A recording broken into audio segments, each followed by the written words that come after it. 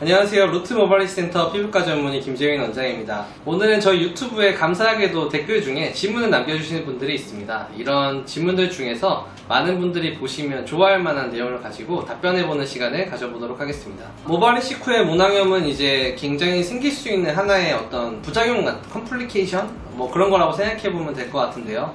이제 항상 생기는 건 아니고 또 항상 안 생기는 것도 아닙니다. 좀 애매한 부분이죠. 이제 모낭염을 생긴다고 생각해 봤을 때 제가 환자분들한테 제일 쉽게 설명드리는 내용 중에 하나는 머리에 이제 뽀드락지 같은 이제 그런 것들이 난 적이 없냐고 여쭤보는 것 같습니다.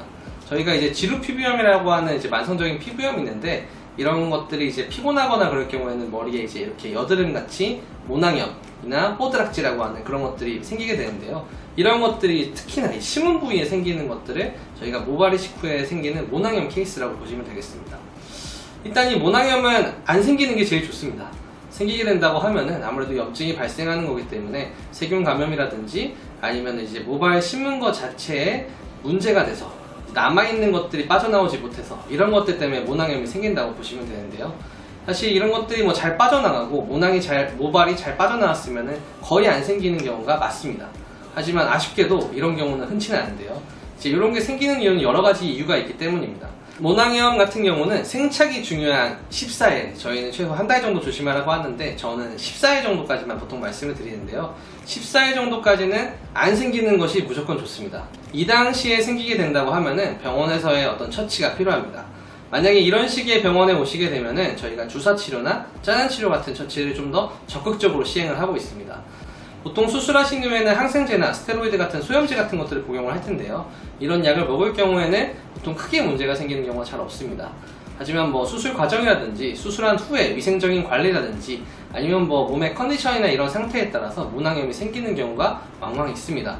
이런 경우에는 관리가 꼭 필요하고 특히나 수술 한 달 이내의 경우에는 꼭 병원에 와셔서 관리하셔야 되는 거 잊지 않으시면 좋겠습니다. 그래야 생착률도 좀 높일 수 있고 그 다음에 심어놓은 모발들도 훨씬 더 잘 살 수가 있습니다. 그러고 보면 이제 제일 모낭염이 많이 발생하는 시기는 수술하신 이후에 한 달에서 세 달 사이 암흑기 기간이라고 보시면 되겠는데요. 이 시기에는 심어놓은 모발들이 대부분 빠지고 새로 나는 시기라고 생각하시면 되겠습니다. 이렇게 모발이 새로 자라날 때는 새로 나는 모발들에 대한 특징 때문에 모낭염이 좀 생긴다고 저는 설명을 하는데요. 새로 나는 모발들은 우리가 애기들 모발처럼 끝이 좀 뾰족하고 좀 얇으면서 꼬불꼬불하게 자라는 경향을 좀 보입니다. 이러한 모발들이 이제 부피를 뚫고 나올 때는 좀 쉽게 뚫고 나오기가 어렵겠죠. 그래서 이러한 것들이 안에서 좀 꼬이는 경우도 있고요. 또 저희가 심어놓은 모발들이 분리를 잘해서 모낭만 심긴 하지만 사실은 여기에 이제 지방이나 근육이나 같은 이제 모낭 주위에 어떤 살들이 좀 같이 들어가게 됩니다. 이런 살들이 몸에서 잘 흡수되고 없어지게 되면 큰 문제가 없는데 이러한 것들이 좀 남아있으면서 문제를 일으키는 경우도 있습니다.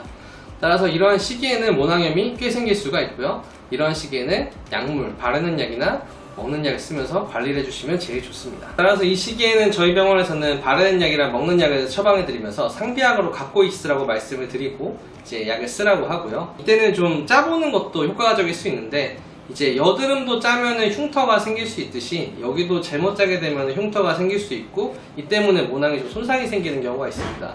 따라서 집에서 셀프로 짜지 마시고 가능하시면 병원에 와서 처치를 받으시면 제일 좋을 것 같습니다. 지금까지 유튜브에 들어온 질문, 모낭염에 대한 질문에 대해서 얘기를 해봤는데요. 제가 모낭염이 생기는 원인이나 뭐 이유부터 그 다음에 어떻게 처치해야 되는지의 설명도 잘 드린 것 같습니다. 사실 수술하러 오신 분들이 오면 제가 이러한 내용들을 항상 수술 전에도 설명을 드리고 수술한 후에도 설명을 드리는데요. 한번 요 점에 대해서 다시 한번 상기해 보시고 모발이 식후에 모낭염이 생기신 분이 있다면 요 유튜브 한번 보시고 정보 얻어가시면 좋을 것 같습니다. 지금까지 루트 모바일 센터 피부과 전문의 김재민 원장이었습니다. 감사합니다.